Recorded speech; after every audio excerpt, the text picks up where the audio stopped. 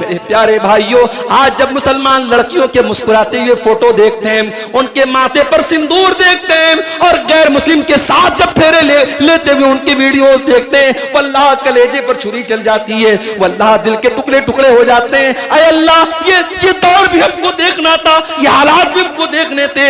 आज ये कौम किस स्टेज पर पहुंच गई, किस बेगैरती और किस बेहयाई के स्टेज पर पहुंच गई। मेरे प्यारे भाइयों, इस तूफान बदतमीजी से अपनी कौम को बचा लो। मेरी बहनों, जो इस्लाम आपको पर्दे में निकलने की तालीम देता है, आज कोई बहरूपिया करके आपको पट्टी पढ़ाता है और आप उसकी बातों में आ जाती है और आपको लगने लगता है कि इस्लाम आपको रस्सियों में जकड़ रहा है। अरे इस्लाम तो वो दीन है जिसने आपको जीने का अधिकार दिया, जिस दौर में आपको जीने भी न दिया जाता था, जिस दौर में बेटी के पैदा होने पर बेटी का गला दबा दिया जाता था, जिस दौर में बेटी पैदा होने पर बेटी का बाप अपनी बेटी को जमीन में दफना दिया करता था। मेरी बहनों, इस्लाम वो पाकीज़ा मजहब है जिसने आपको जीने का अधिकार दिया। जिस दौर में आपको मार दिया जाता था, मेरे नबी ने आपको जीने का अधिकार दिया। और इतना ही नहीं, बेटी पैदा होने पर मेरे नबी ने जन्नत की खुशखबरी दी। अपनी बेटियों को, अपनी लड़कियों को आप अगर कॉलेजों में तालीम दे रहे हैं, मैं बिल्कुल मना नहीं करता। अगर आपकी बेटियां IAS का एग्जाम पास कर रही हैं और मेडिकल का एग्जाम पास कर रही हैं और माँ बाप का नाम रोशन कर रही हैं, वल्लाह हमें इस पर कोई एतराज नहीं है, हमारी कौम के लिए शरफ की बात है। मगर मुझे 2 सवालों का जवाब चाहिए। अल्हम्दुलिल्लाह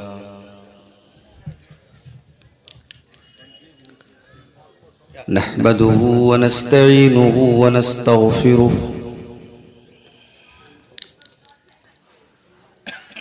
व नऊज़ु बिल्लाहि मिन शुरूरि अनफुसिना व मिन सय्यिआति अअमालिना मन यहदिहिल्लाहु फला मुदिल्ल लहु व मन युद्लिल फला हादिय लहु वाशहदु अल्ला इलाहा इल्लल्लाहु वहदहु ला शरीक लहु वाशहदु अन्ना मुहम्मदन अब्दुहु व रसूलुहु या अय्युहल्लज़ीना आमनुत्तक़ुल्लाहा हक़्क़ तुक़ातिही व ला तमूतुन्न इल्ला व अंतुम मुस्लिमून या अय्युहन्नासुत्तक़ू रब्बकुमुल्लज़ी ख़लक़कुम मिन नफ़्सिन वाहिदा व ख़लक़ मिन्हा ज़ौजहा व बत्थ मिन्हुमा रिजालन कसीरन व निसाअ वत्तक़ुल्लाहल्लज़ी तसाअलून बिही वल अरहाम इन्नल्लाहा काना अलैकुम रक़ीबा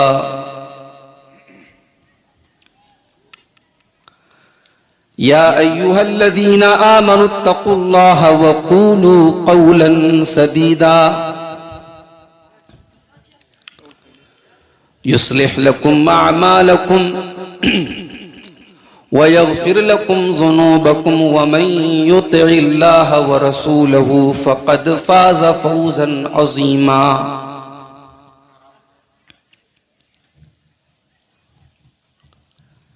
अम्मा बादु फ़इन्ना ख़ैरल हदीथ किताबुल्लाह व ख़ैरल हदी हदी मुहम्मदिन सल्लल्लाहु अलैहि वसल्लम व शर्रल उमूरि मुहदसातुहा व कुल्ल मुहदसतिन बिदअह व कुल्ल बिदअतिन ज़लालह व कुल्ल ज़लालतिन फिन्नार।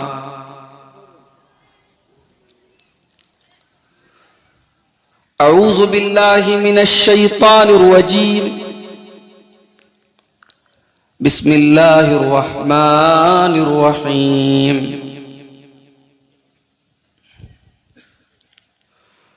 कुंतुम खैरा उम्मतिन उखरिजत लिन्नासि तअमुरूना बिल मारूफि व तन्हौना अनिल मुनकरि व तु'मिनूना बिल्लाह।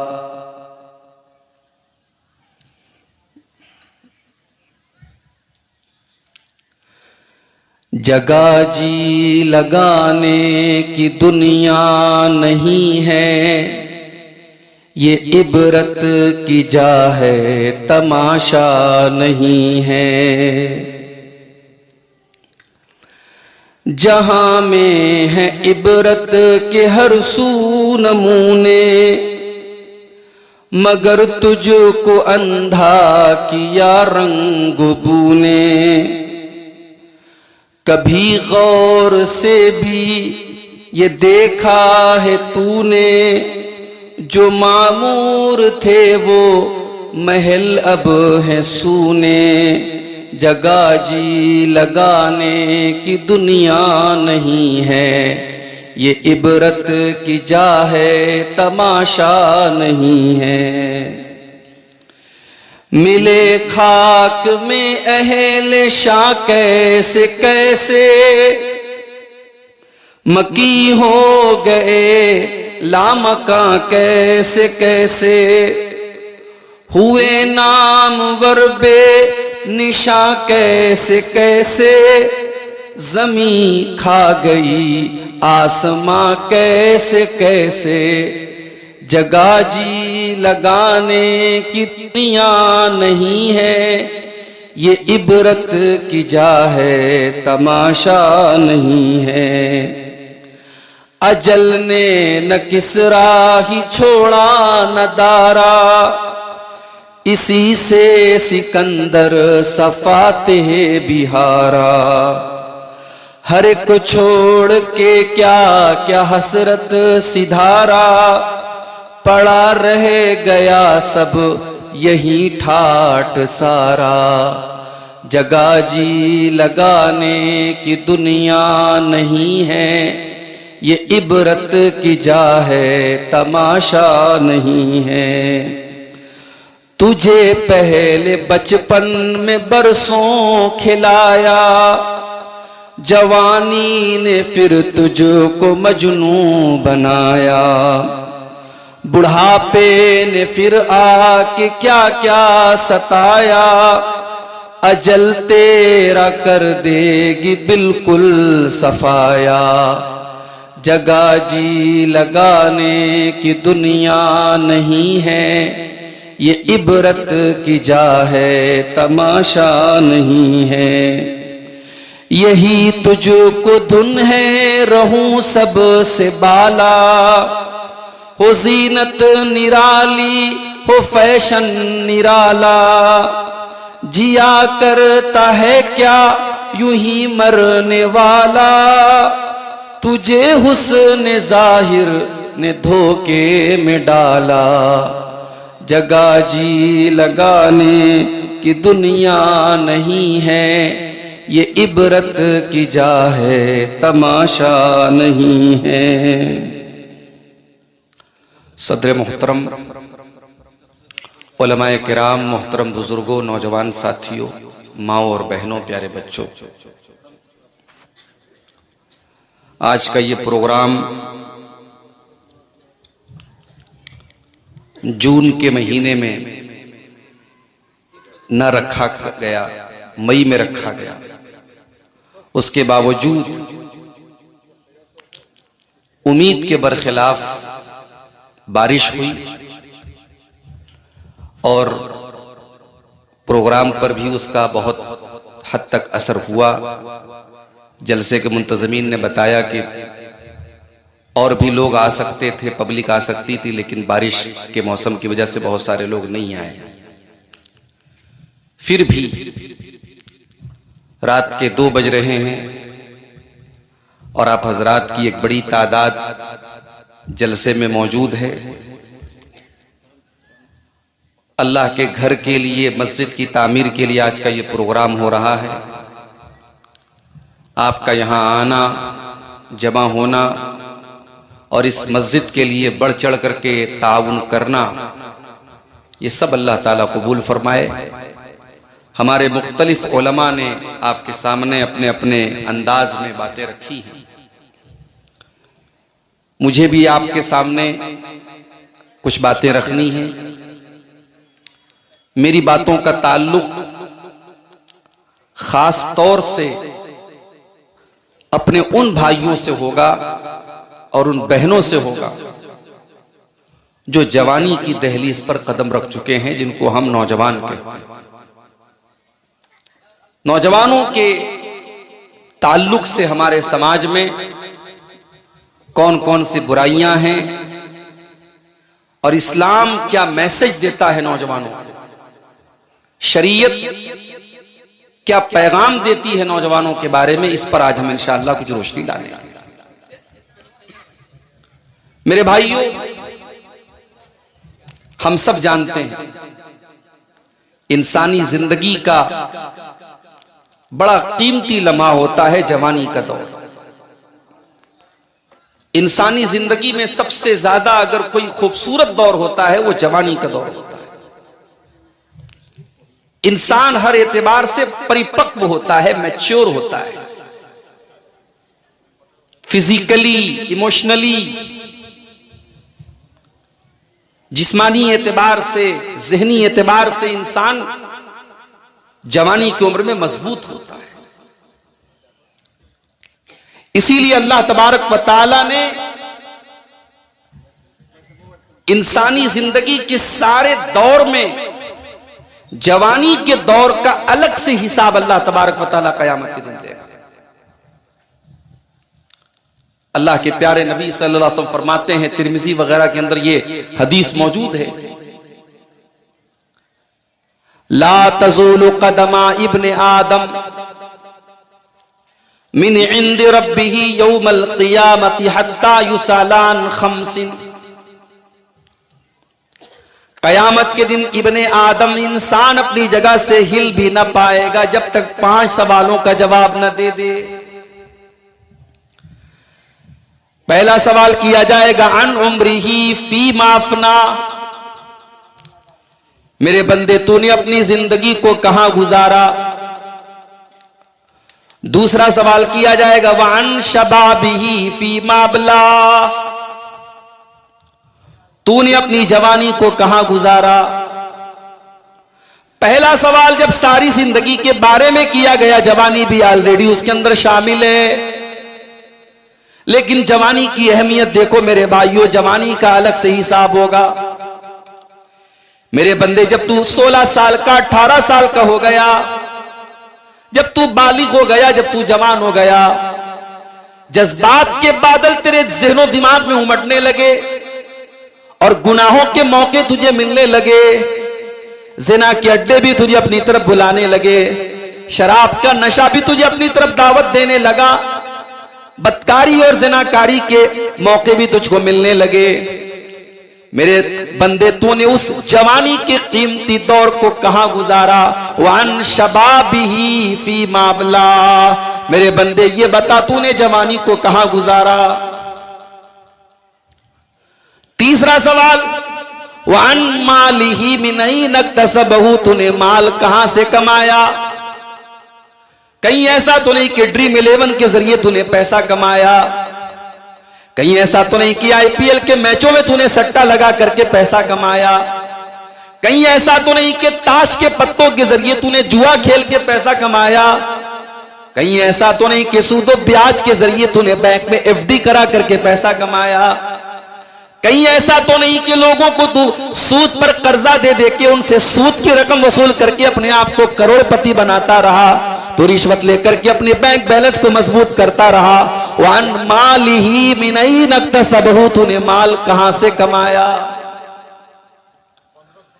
चौथा सवाल वफीमा अनफक़हू, तूने माल कहां पर खर्च किया। कहीं ऐसा तो नहीं शादी ब्याह में फजूल खर्ची पर तूने लाखों करोड़ों खर्च कर दिए, एक दिन के शो ऑफ पर तूने लाखों करोड़ों की दौलत पानी की तरफ बहा दी। तेरे मुल्क में, तेरे शहर में, तेरे इलाके में लोग भूखे मरते रहे और तेरी बेटी की शादी में लाखों करोड़ों का खाना फेंक दिया गया, डस्टबिन में डाल दिया गया। कहीं ऐसा तो नहीं तूने शराब के अड्डों पे अपना पैसा बर्बाद किया, कहीं ऐसा तो नहीं तूने हराम चीजों पर अपना पैसा खर्च किया। वफीमा अनफक़हू, तूने माल कहां पे खर्च किया। और पांचवा सवाल वमाज़ा अमिला फीमा अलीमा, मेरे बंदे तूने जो इल्म हासिल किया, जो तूने नॉलेज गेन की, तूने किताबों को पढ़ा, तूने फेसबुक के जरिए इल्म हासिल किया, तूने यूट्यूब पर उलमा के बयानात सुने, तू जलसों में गया, तू प्रोग्रामों में गया, तूने बहुत इल्म हासिल किया, बहुत कुरान की आयतें तूने सुनी, बहुत सारी नबी की हदीसें तूने सुनी। व माजा अमीला फी मा अलीमा, तूने अपने इल्म के ऊपर अमल कितना किया। ये कयामत के दिन के पेपर का पहला, कयामत के दिन के एग्जाम का पहला पेपर होगा। These are the 5 questions of the examination। कयामत के एग्जाम का पहले 5 सवाल आते ही होंगे जो हम सबको देना है। और इसमें आप देखें कि अल्लाह ताला जवानी के बारे में हमसे सवाल करेगा। इससे अंदाजा लगाओ मेरे भाइयों की जवानी की अल्लाह ताला क्या कदर कीमत है। इसीलिए अल्लाह के प्यारे नबी ने जवानी की हमें कदर करने की तालीम दी है। जवानी की उम्र को अल्लाह के नबी ने गनीमत समझने का हुक्म दिया है। अल्लाह के नबी फरमाते हैं इग़तनिम खमसन क़ब्ल खमसिन, 5 चीजों को गनीमत समझो 5 चीजों के आने से पहले। शबाब का क़ब्ल हरमिक, अपनी जवानी की कीमत को समझो बुढ़ापे के आने से पहले। आप आज जवान है, पैसा भी आपके पास है, हज कर सकते, उम्रा कर सकते हैं, मगर आप नहीं कर रहे हैं। कल 70 साल के 60 साल के हो जाएंगे, जब हज करने जाएंगे, उम्रा करने जाएंगे, व्हील चेयर के जरिए आपको तवाफ करना पड़ेगा। दीवार का सहारा ले लेकर के आप सफा मरवा की सही करेंगे। होटल से हरम तक आने में आपकी सांसें फूलने लगेंगी। आपको महसूस होगा कि काश मैंने जवानी में ये उम्रा कर लिया होता, मैंने जवानी में ये हज कर लिया होता। अल्लाह के नबी फरमाते हैं तो जवानी में जो कर सकता है वो बुढ़ापे में नहीं कर पाएगा। इग़तनिम खमसन क़ब्ल खमसिन, तो 5 चीजों की कदर कर 5 चीजों के आने से पहले। शबाब का क़ब्ल हरमिक, अपनी जवानी की कदर कर अपने बुढ़ापे के आने से पहले। अभी हमारे बाज अहबाब यहीं आपके बड़तल्ला वगैरह के, उनके घर के लोग गए हैं हज के सफर में। 62 साल 63 साल की उम्र है, 70 साल की उम्र है, लोग हज करने जा रहे हैं। अभी भी हज करने वालों की तादाद आप देखें, बुजुर्गों की, बूढ़ों की तादाद आपको ज्यादा मिलेगी। ऐसा तो नहीं पैसा कमाने वाले नौजवान कम है आपके इलाके में, नौजवान नहीं जाना चाहता है। क्यों? उसे ऐसा लगता है हम हज करने जाएंगे, हमारे ऊपर जिम्मेदारियों का बोझ आ जाए। किस चीज से भाग रहा है? बाज लोग कहते साहब हमें मकान बनवाना है, बेटी की शादी करना है, ये करना है, वो करना है। कहां लिखा है कि ये सारे काम करने के बाद आप हज और उम्रा करेंगे? नहीं मेरे भाई, बहाने न करो, ये झूठे एक्सक्यूज न तलाश करो, ये झूठे उज्र न तलाश करो। आज आपके पास ताकत है हज की, आज हज करो। आज उम्रा की ताकत है, आज उम्रा करो। जवानी में आप अल्लाह की जो इबादत कर सकते हो बुढ़ापे में नहीं कर पाएंगे। अभी मौलाना अब्दुल शकूर साहब भोजपुरी तकरीर कर रहे थे, बंगला जुबान में थोड़ी बहुत मुझे समझ में बातें आ रही थी। उन्होंने एक बात कही कि कयामत के दिन कोई साया न होगा, सूरज 1 मील की दूरी पर होगा, कोई साया न होगा, लोग धूप से बेहाल होंगे। लेकिन आपने वो हदीस भी सुनी होगी, सबातुन युज़िल्लुहुमुल्लाहु फी ज़िल्लिही यौमा ला ज़िल्ला इल्ला ज़िल्लुहु। कयामत के दिन अल्लाह ताला अपने 7 बंदों को अपने अर्श का साया देगा, जिस दिन अल्लाह के अर्श के साये के अलावा कोई साया न होगा। 7 तरीके के लोग ऐसे होंगे जिनको अल्लाह ताला अपने अर्श का साया देगा। उसमें पहला नंबर आपने फरमाया इमामुन आदिलुन, इंसाफ करने वाला इमाम, इंसाफ करने वाला बादशाह। वो बादशाह, वो हाकिम जो लोगों के साथ इंसाफ करता हो, जो लोगों के दरमियान डिस्क्रिमिनेशन न करता हो, जो लोगों के दरमियान भेदभाव न करता हो, जिसकी जुबान जहरीली न हो, जिसके बयानात जहरीले न हो, जिसके काम जहरीले न हो, कि इंसाफ के साथ मुल्क को चलाता हो। इमामुन आदिलुन, ऐसा इमाम, ऐसा खलीफा, ऐसा बादशाह, ऐसा हाकिम अल्लाह के अर्श का साया पाएगा। उसके बाद आपने फरमाया वह शाबुन नशाफी इबादतिल्लाह, वो नौजवान जिसकी जवानी अल्लाह की इबादत में गुजरी हो, आज हमारे नौजवानों की कहां जवानी गुजर रही है। प्रोग्राम में आने से पहले मेरे पास मैसेज आया आपके पाकुड़ से,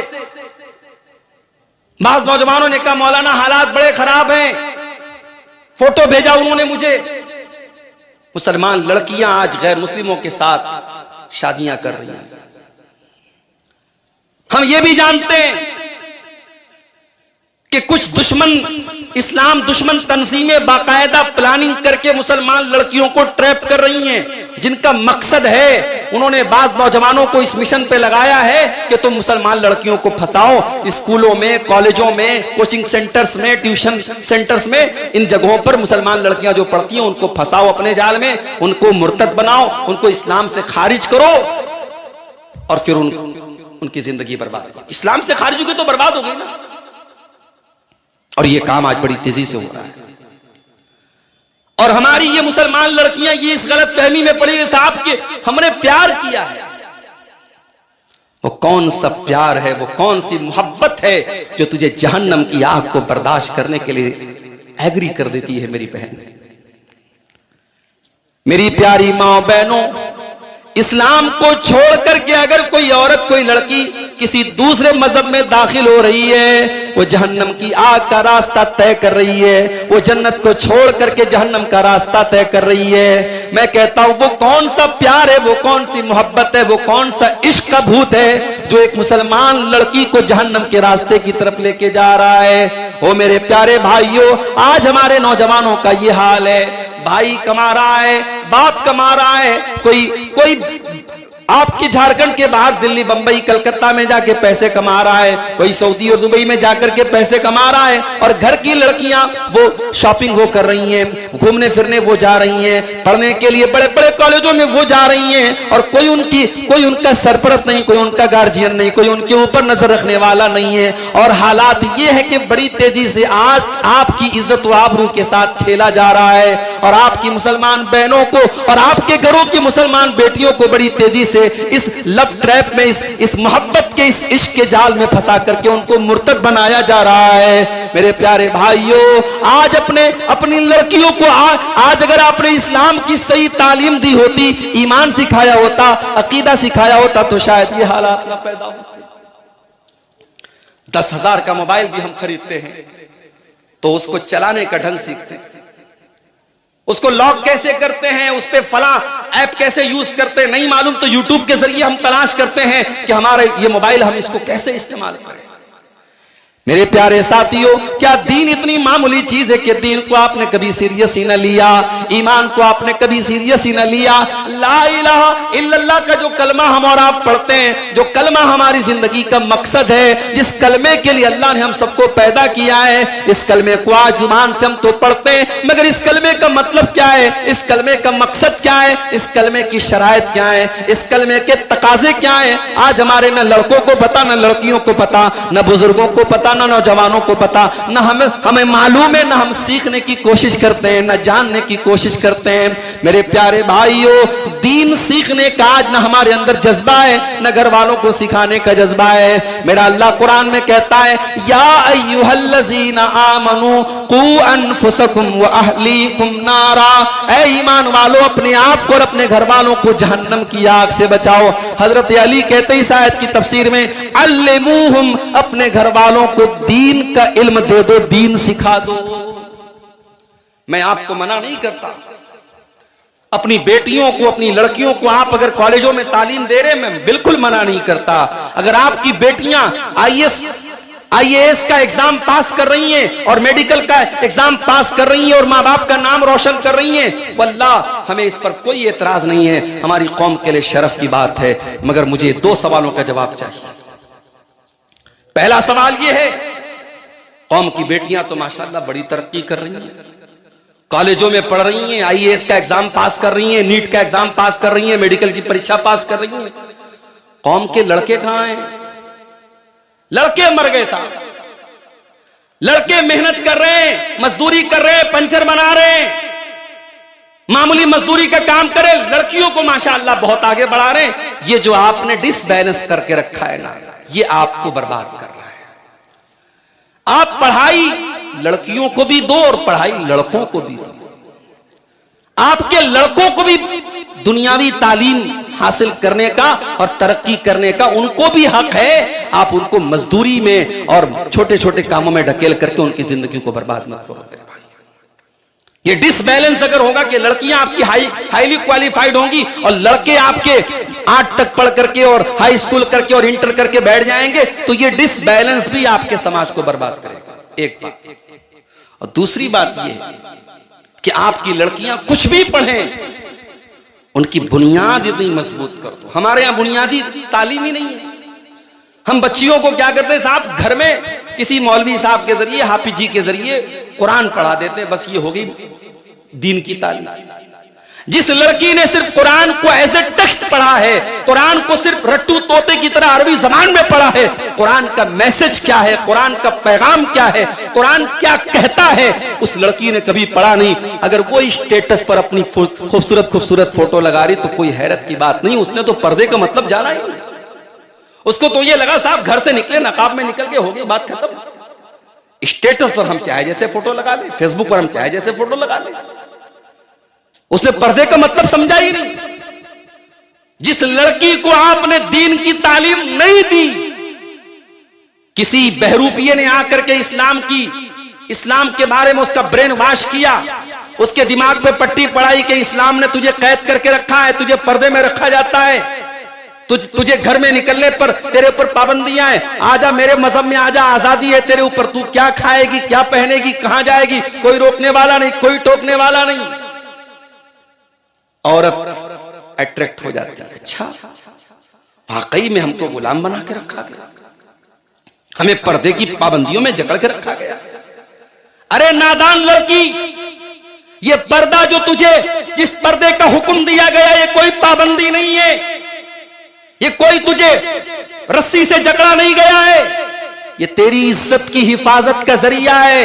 ये अल्लाह तबारक व तआला की नजर में तू कितनी कीमती है, तेरी कीमत, तेरी वैल्यू का एक तरीका है, तेरी वैल्यू बताने का एक तरीका है। जब तू घर से पर्दे में निकलती है तो हजारों लाखों वो नजरें, वो अय्याश नजरें, वो हवसनाक नजरें जो तेरे ताकुब में लगी रहती हैं, जो तेरे पीछे लगी रहती हैं, जब तू पर्दे में निकलती है वो मायूस हो जाती हैं। शैतान अपने मिशन में नाकाम हो जाता है कि नहीं ये पर्दे वाली लड़की है, हम इसको छेड़ना तो बड़ी दूर की बात है, इससे बात करना तो बड़ी दूर की बात है, ये तो सर से पैर तक नकाब में है, पर्दे में है, हम तो इसके जिस्म के हिस्से को भी नहीं देख सकते। मेरी प्यारी मुसलमान बहनों, अगर आज आप अपने जिस्म के तमाम आज़ा को ढाक करके और छुपा करके घर से बाहर निकलती हैं, अल्लाह की कसम आपके इस जिस्म को अल्लाह ताला जहन्नम की आग से बचाएगा। और आपके जिस्म के वो हिस्से जो आप नुमाइश करके और अपने बदन को दिखा करके घर से निकलेंगी, कल उस हिस्से को जहन्नम की आग में जलाया जाएगा। अगर जहन्नम की आग आपको बर्दाश्त है और वो नकाब का कपड़ा आपको बर्दाश्त नहीं है, अपने बदन को कवर करना बर्दाश्त नहीं है, तो शौक से अपना ये शौक पूरा कर लो। मैं एक बड़ी मोटी सी मिसाल देता हूं। 10-20 हजार का मोबाइल होता है तो हम लोग उसको ऐसे जैसे तैसे कहीं भी रख लेते हैं, मगर 1-1.5 लाख वाले जो मोबाइल आते हैं, आईफोन आता है और सैमसंग के पास मोबाइल आते हैं 1.5-2 लाख के आते हैं। अच्छा, मेरे पास दोस्त मुझसे कहने लगे, मौलाना आप इतनी जगह तकरीर करने आते, आप आईफोन क्यों नहीं ले लेते? मैंने कहा भैया मुझसे नहीं हो पाएगा। एक मरतबा बिहार में जा रहा था मैं, मुजफ्फरपुर की तरफ एक प्रोग्राम में, मोबाइल में चार्जिंग खत्म हो गई मेरी, और सुबह का टाइम मेरे उतरने का टाइम था वहां। मैंने देखा मोबाइल की चार्जिंग खत्म हो गई, वहां स्टेशन पर उतरूंगा, प्रोग्राम वालों का फोन आएगा, उनसे कांटेक्ट करना होगा। मैंने मोबाइल को चार्जिंग में लगाया, तकिया के नीचे रख के, और मैं सो गया। कोई अल्लाह का बंदा आया और धीरे से उसने तकिया के नीचे से मोबाइल लेके गायब हो गया। अब मोबाइल तो चला गया, अब उसके बाद जो परेशानी हुई अल्लाह ही जानता है कि कितनी परेशानी मुझे हुई। तो मैंने कहा भाई मैं 1-1.5 लाख का मोबाइल चलो कहीं से इंतजाम करके ले भी लूं, तो ऐसा मोबाइल लेने का क्या फायदा है कि चोरी हो जाए तो हार्ट अटैक आ जाए। तो आजकल ये शौक भी बड़ा मसला है। हमारे नौजवान जो है ना, अपनी हैसियत से ज्यादा का शौक पालते हैं। वो जो कहावत है ना कि जितनी बड़ी चादर है उतना ही पैर फैलाओ, तो चादर छोटी है तो भाई आप पूरा पैर फैलाएंगे तो पैर तो खुल जाएगा ना। आपकी ताकत और आपकी हैसियत नहीं है तो आप लाख रुपए का फोन क्यों ले रहे हो, उसको किस्त पर ले रहा है।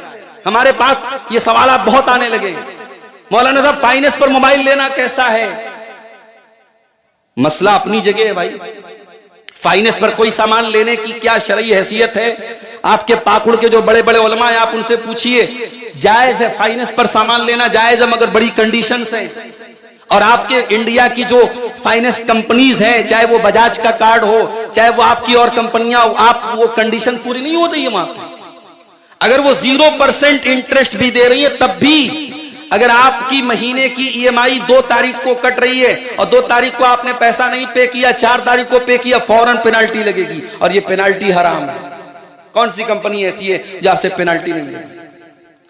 तो कोई चीज आप नकद में अलग कीमत में ले और उधार में और फाइनेंस में अलग कीमत में ले, जायज है, मगर कंडीशंस हैं उसमें। आज वो कंडीशन हमारे इंडिया की बहुत कम कंपनियां ही पूरी कर सकती हैं। इसलिए बहुत शदीद मजबूरी हो, जैसे कोई बड़ी कार लेना है, 4 व्हीलर लेना है, तो लोग बताते हैं कि उसको कैश लेने में बड़े मसाइल हैं, उसको फाइनेंस ही कराना पड़ता है, तो एक मजबूरी हो सकती है। आप मोबाइल फाइनेंस करा रहे हैं, आप 10,000 का मोबाइल ले सकते हैं मगर आप 40,000 का ले रहे हैं, आप महीने महीने किस्त भर रहे हैं। तो ये शौक जो पूरा करने का मामला है मेरे भाइयों, ये आज हमारे नौजवानों को बर्बाद कर रहा है। तो कीमती जब मोबाइल होता है तो आदमी उसकी हिफाजत करता है। इस्लाम की नजर में औरत भी कीमती है, इतनी कीमती है कि अल्लाह के नबी फरमाते हैं, अद्दुनिया कुल्लुहा मता, दुनिया पूरी की पूरी फायदा उठाने की चीज है। वह खैरो मताई दुनिया, और दुनिया की सबसे कीमती दौलत अलमरतु सालिहा, नेक औरत है। सबसे कीमती दौलत नेक औरत है। मेरी प्यारी बहनों, आप जब पर्दे में निकलती हो, आपका पर्दा दुनिया वालों को क्या पैगाम देता है? अल्लाह कुरान में कहता है, या अय्युहन नबी कुल अज़वाजिका व बनातिका व निसाइल मुमिनीना युदनीना अलैहिन्ना मिन जलाबिबिहिन्ना। ऐ नबी अपनी बीवियों से कह दीजिए, अपनी बेटियों से कह दीजिए और तमाम मुसलमान औरतों से कह दीजिए, जब वो अपने घर से निकले, युदनीना अलैहिन्ना मिन जलाबिबिहिन्ना, तो वो अपने ऊपर जिल्बाब डाल लें। ये कुरान का हुक्म है, ये यूनिवर्सल हुक्म है। ये झारखंड के आपके मजलाटी गांव पर भी अप्लाई होगा और बंगाल के इलाकों में भी अप्लाई होगा।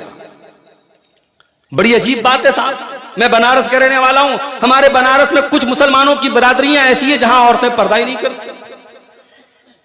वहां कहा जाता है साहब ये बिरादरी मुसलमानों की, ये फला बिरादरी, इनकी अब पर्दा नहीं है। पर्दे का ताल्लुक किसी बिरादरी से नहीं है मेरे भाई, पर्दे का ताल्लुक किसी कास्ट से नहीं है, किसी जाति से नहीं है।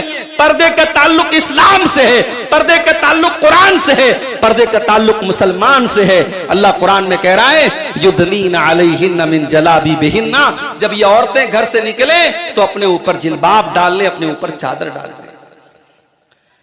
अब जरा गौर करना मेरी बहनों, जो मुसलमान औरत होगी वो पर्दे में निकलेगी।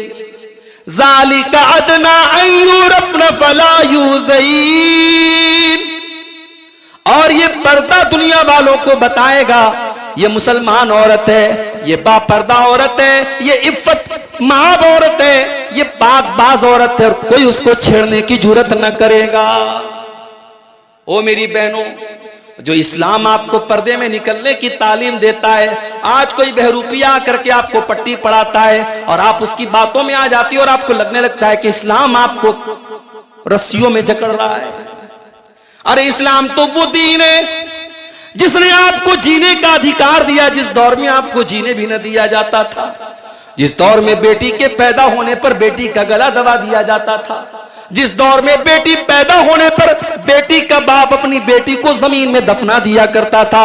और ये कोई किस्सा कहानी नहीं है, कुरान करीम इस वाक़े को बयान करता है, व इज़ा बुश्शिरा अहदुहुम बिल उन्सा ज़ल्ला वजहुहु मुस्वद्दन व हुवा कदीम। जब बेटी की खुशखबरी सुनाई जाती थी, जब बाप को पता लगता था मेरे घर में बेटी पैदा हुई है, बाप का चेहरा काला पड़ जाता था। यतवारा मिनल कौमी मिन सूई मा बुशिर बिही, बेटी का बाप अपना चेहरा अपनी कौम कुछ से छुपाया करता था। अयुमसिकुहु अला हुनिनम यदुस्सुहु फित्तुराब, कि क्या करूं, अगर बेटी को पालता हूं तो समाज में जलील होना पड़ेगा, और दूसरा रास्ता यह कि बेटी को ले जाके जमीन में गाड़ दूं। यह दस्तूर था। बेटी पैदा होने पर जमीन में गाड़ दिया जाता था, यह दस्तूर था। मेरे नबी ने आके ऐलान किया, इन्नल्लाह हर्रमा अलैकुम हुकूकल उम्महात व बादल बनात। ऐ मुसलमानों, माँ की नाफरमानी करना और बेटी को जमीन में दफन कर देना हराम है। बेटी को पैदा होने के बाद जमीन में गाड़ देना हराम है। मेरे नबी ने आके ये मैसेज सुनाया। मेरे नबी ने कुरान की आयत पढ़ के सुनाई, वइज़ल मौऊदतु सुइलत बिअय्यि ज़ंबिन कुतिलत। वो बेटियों को कत्ल करने वालों, वो बेटियों की हत्या करने वालों, वो बेटियों को मारने वालों, कल कयामत के दिन तुम्हें हिसाब देना पड़ेगा। हमारी एक स्टूडेंट है ऑनलाइन, हमसे उन्होंने तालीम हासिल की है, इसी बिहार की आपके मोतिहारी की रहने वाली है, डॉक्टर है, मेडिकल डॉक्टर है। उनका एक दिन मेरे पास मैसेज आया, मौलाना मेरे हॉस्पिटल में ऐसे भी केस आते हैं, बच्चा पैदा होता है नाजायज तरीके से मामला हुआ था और बच्चा पैदा होता है, और मां जो होती है या कपल जो होते हैं बच्चे को छोड़ के चले जाते हैं, और हमारे पास ऐसे भी जोड़े आते हैं जो उन बच्चों को मांगते हैं। तो क्या हम उन बच्चों को दे सकते हैं या उन बच्चों को किसी अच्छे लोग इंसान की परवरिश में दे सकते हैं? तो मैंने कहा कोई हर्ज की बात नहीं, किसी भी माँ बाप की गलती की सजा उसके बच्चे को क्यों दी जाए? बच्चा अगर पैदा हुआ है उसकी जिंदगी बचाना चाहिए, उसको जीने का अधिकार है। हालात ये है मेरे भाइयों समाज के, आज जिनाकारी और बदकारी के जरिए जन्म दिए जाने वाले बच्चे आज या तो मां के पेट में ही कत्ल कर दिए जाते हैं अबॉर्शन के जरिए, या फिर हॉस्पिटलों के डस्टबिन में फेंक दिए जाते हैं। हजारों वाकयात आपके सामने मौजूद है। मेरी बहनों, इस्लाम वो पाकीज़ा मजहब है जिसने आपको जीने का अधिकार दिया है। जिस दौर में आपको मार दिया जाता था, मेरे नबी ने आपको जीने का अधिकार दिया। और इतना ही नहीं, बेटी पैदा होने पर मेरे नबी ने जन्नत की खुशखबरी दी। आपने फरमाया, मनिबतुलिया मिन हाज़िहिल बनाति शय्या कुन्न लहू सित्रम मिनन नार। जिसको अल्लाह ताला बेटी दे करके आजमाता है, जिसके हिस्से में बेटी आती है, जिसको बेटी की परवरिश करना पड़ता है और इस इम्तिहान में वो खरा उतर जाता है, अल्लाह के नबी फरमाते हैं कुन्न लहू सित्रम मिनन नार। वो बेटियां अपने माँ बाप को जहन्नम की आग से बचाती हैं। और आपने ये भी फरमाया, मन आला जारियतैनी, जिसने दो बेटियों को पाला, हत्ता तब लोगा, यहां तक कि वो बेटियां जवान हो गई, जा यौमल क़ियामा, वो इंसान कयामत के दिन आएगा, इस हाल में आएगा, आना वहुआ कहातैन। आपने अपनी दोनों उंगलियों से इशारा करके फरमाया जैसे ये दोनों उंगलियां एक दूसरे से मिली हुई हैं, एक दूसरे से अटैच है। बेटी को पालने वाला और बेटी को पालने वाली, बेटी की परवरिश करने वाले माँ बाप कयामत के दिन अल्लाह के नबी के साथ रहेंगे। ये मकाम है बेटी की सही परवरिश करने वाले का। मेरी बहनों, इस्लाम के ताल्लुक से कोई ब्रेन वॉश करता है और आपका ब्रेन वॉश हो जाता है, ये है कहीं ना कहीं बुनियाद कमजोर है। ये मस्जिद की तामीर होने के लिए आज ये चंदा किया जा रहा है, कल यहां मस्जिद कायम होगी, अल्लाह करे बेहतरीन और शानदार मस्जिद कायम हो। लेकिन हम जब कोई इमारत बनाते हैं तो हम उसकी बुनियाद को मेरे भाइयों मजबूत करते हैं। एक मुसलमान की बुनियाद उसका अकीदा है, उसका ईमान है, उसकी तौहीद है। अपने बच्चों की बुनियाद इतनी मजबूत करो, उनको तौहीद ऐसी सिखा दो, उनको ईमान ऐसा बता दो, उनको शिर्क की इतनी नफरत उनके दिल में डाल दो कि मर जाए मगर शिर्क न करें, कट जाए मगर शिर्क न करें, जिंदगी खत्म हो जाए मगर तौहीद से समझौता ना करें। इतना पक्का उनका ईमान और इतना पक्का उनका अकीदा कर दो मेरे भाई। हमने तारीख में बहुत सारी ऐसी औरतों को देखा है। हमने सुमैया बिन्त खय्यात का वाकया भी देखा है। हजरत सुमैया बूढ़ी हो चुकी है, 50-60 साल की खातून है। उनका जवान बेटा अम्मार भी मौजूद है, उनके शौहर यासिर भी मौजूद हैं, बेटा भी मौजूद, शौहर भी मौजूद। और अबू जहल ने हजरत सुमैया को बांधा हुआ है और धमकी देता है, ऐ सुमैया, अगर तूने इस्लाम को न छोड़ा, तूने मोहम्मद का दीन न छोड़ा, तूने तौहीद का रास्ता न छोड़ा, ऐ सुमैया, तेरे जवान बेटे के सामने, तेरे शौहर के सामने तुझे बेलिबास कर दिया जाएगा, तुझे बरहना कर दिया जाएगा, तेरे बदन से कपड़े उतार लिए जाएंगे। सुमैया एक लम्हे के लिए भी ठिठकती नहीं है, एक लम्हे के लिए भी सोचती नहीं है। ईमान इतनी कीमती चीज है, अगर उसके लिए ये जिल्लत गवारा करनी पड़े तो तैयार है। हजरत सुमैया के बदन से कपड़े उतार लिए गए। हाय हाय, चश्मे फलक को ये मंजर भी देखना था। जवान बेटे के सामने उसकी मां को नंगा कर दिया गया, मादरजात बरहना कर दिया गया। हजरत सुमैया ने ये जिल्लत गवारा कर ली, मगर ईमान को न छोड़ा। और कुछ देर के बाद अबू जहल ने दूसरी धमकी दी, ऐ सुमैया, अब भी तेरे पास मौका है, अगर तूने मोहम्मद का दीन न छोड़ा, मैं बर्छी उठा करके तेरी शर्मगाह पर हमला कर दूंगा, तेरे शौहर के सामने, तेरे बेटे के सामने तुझे कत्ल कर दूंगा। सुमैया रज़ी अल्लाह तआला अन्हा ने तब भी तौहीद का दामन न छोड़ा, तब भी ईमान का दामन न छोड़ा।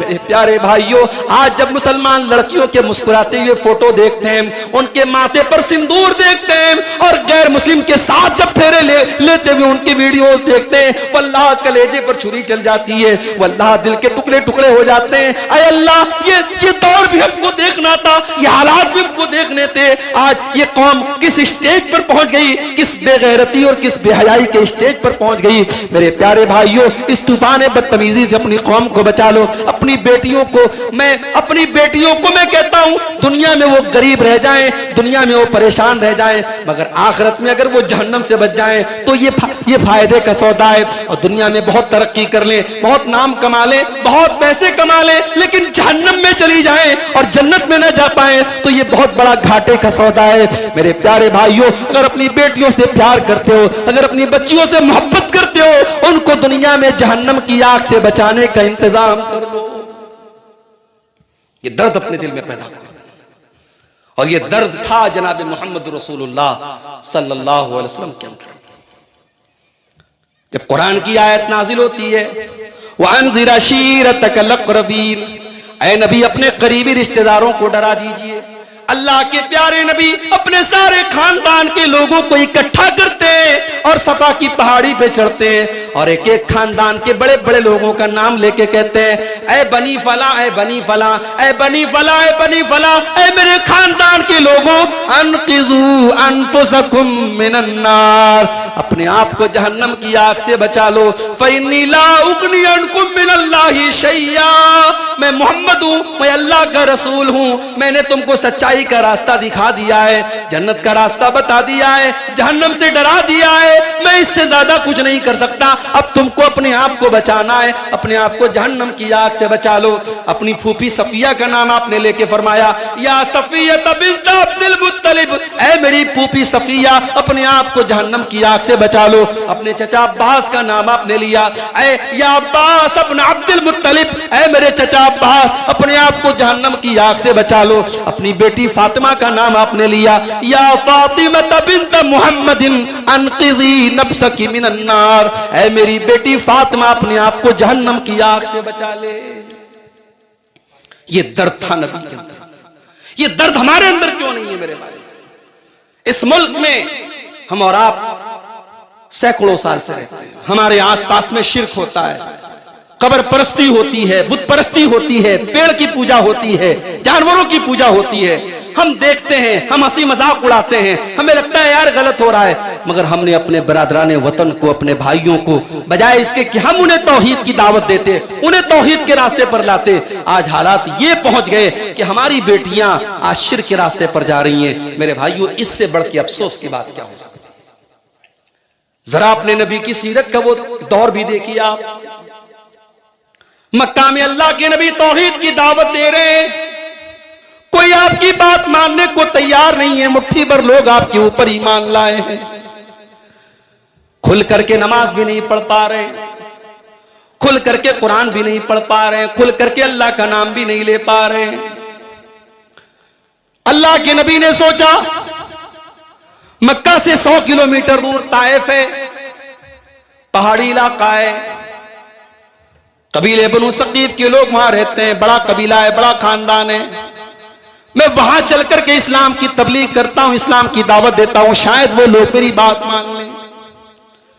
आपने हजरत बिलाल को अपने साथ में लिया और निकल पड़े मक्का से ताइफ।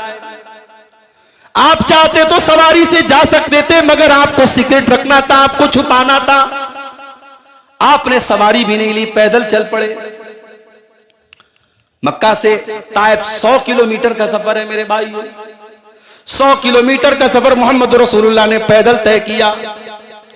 ताइफ पहुंचे, ताइफ के बड़े बड़े सरदारों से आप मिले, उनके सामने आपने इस्लाम की तबलीग की, उनके सामने इस्लाम की दावत पेश की। उनको बताया कि मैं अल्लाह का आखिरी नबी हूं, आखिरी रसूल हूं। उनको बताया कि अल्लाह के सिवा कोई इबादत के लायक नहीं है।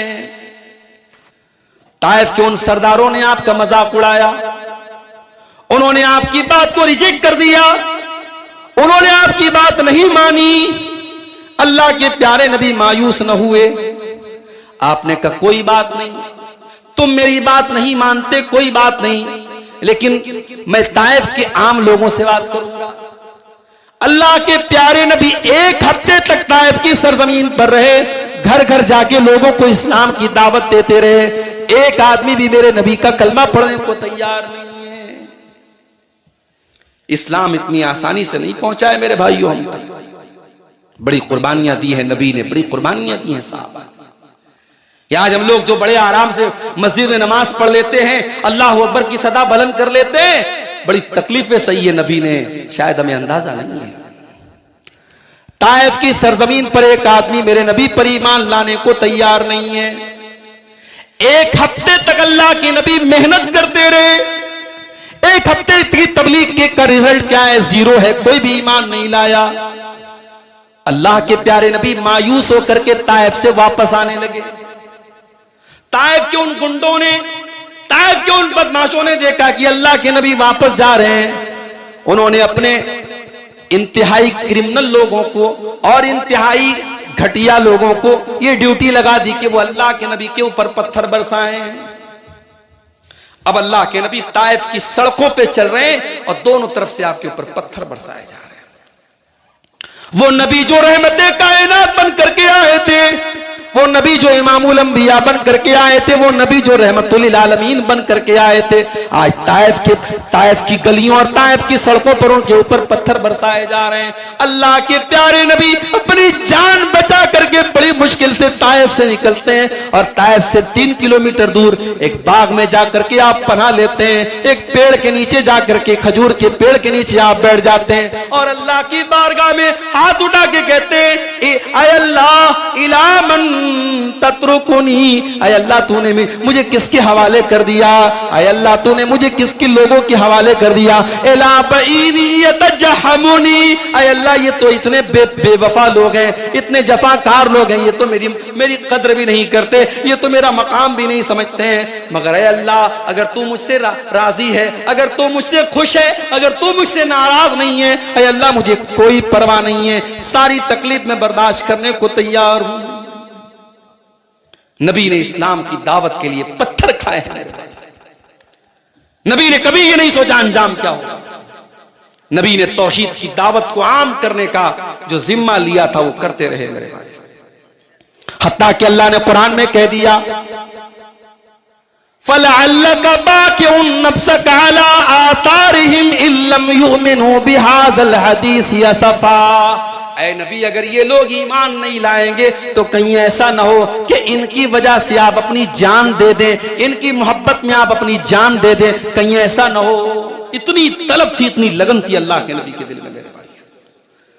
वो लगन आज हमारे अंदर क्यों नहीं है मेरे भाई? मेरे नौजवान साथियों, आपसे पूछता हूं, अपनी नौजवान बहनों से पूछता हूं, कभी गौर करो और बताओ कि आपकी जवानी अल्लाह की इबादत में कितनी गुजरी।